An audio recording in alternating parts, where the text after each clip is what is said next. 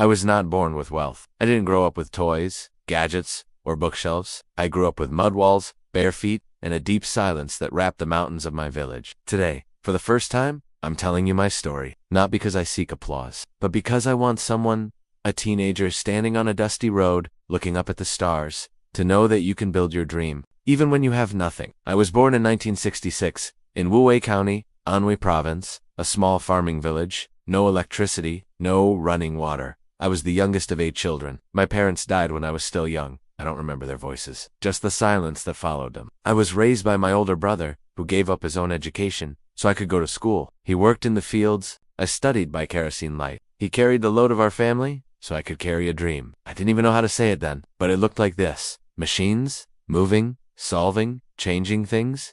I was a quiet boy. The village called me the little scientist because I used to break apart radios just to see how they worked. We had no internet, no labs, but we had questions, and I kept asking mine. By 1983, I made it to the Central South Industrial University, majoring in battery chemistry. Why batteries? Because even then, I felt the world runs on energy, but one day, we'll need cleaner power. People laughed at me.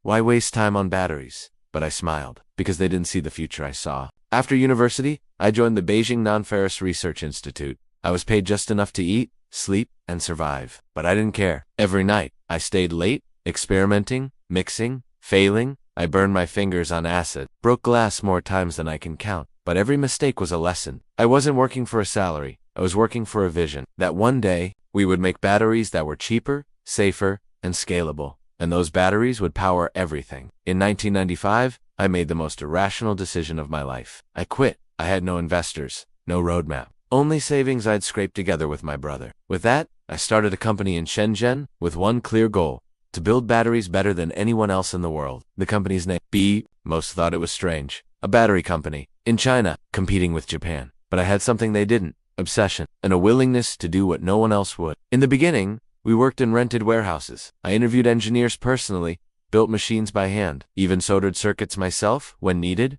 We worked 14 hours a day, 7 days a week, no breaks. We built our own production lines because we couldn't afford foreign ones. But slowly, it started working. Within 5 years, BYD became one of the world's top suppliers of rechargeable batteries, used in phones, laptops, cameras by Motorola, Nokia, Samsung, Dell.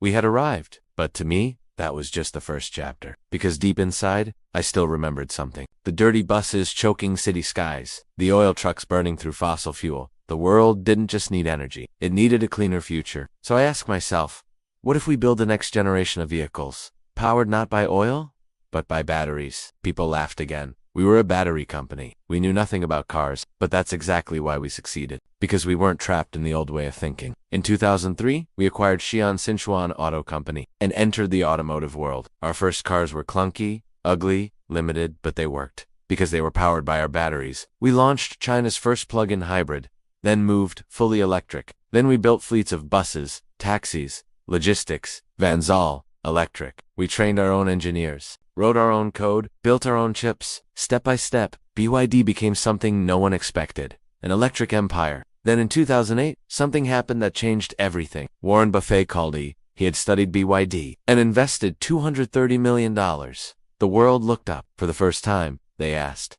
"Who is Wang Chuanfu?" I smiled, because they were late, but the future was still on time. Today, BYD is the largest EV maker in the world, bigger than Tesla in some markets. We build not just cars, but batteries, chips, rail systems, solar panels, energy storage. We are building the skeleton of a green world, and we've never taken shortcuts to get here. No luxury launches, no viral marketing, just quiet engineering, quiet breakthroughs, and quiet belief. People ask me, how did a boy from a poor village build this? And I tell them, because poverty gave me discipline, because loss gave me focus, because science gave me a voice. I never wanted fame. I never wanted applause. I wanted to build something that lasts. So who am I? I am Wang Chuanfu, founder of BYD. Build your dreams. Not a celebrity, not a showman, just a boy who lost his parents, watched his brother work the field so he could study, and then decided, if no one else is going to build the future, I will. And I did, not with luck, but with fire. Because sometimes, the biggest revolutions don't begin in cities, they begin in silence.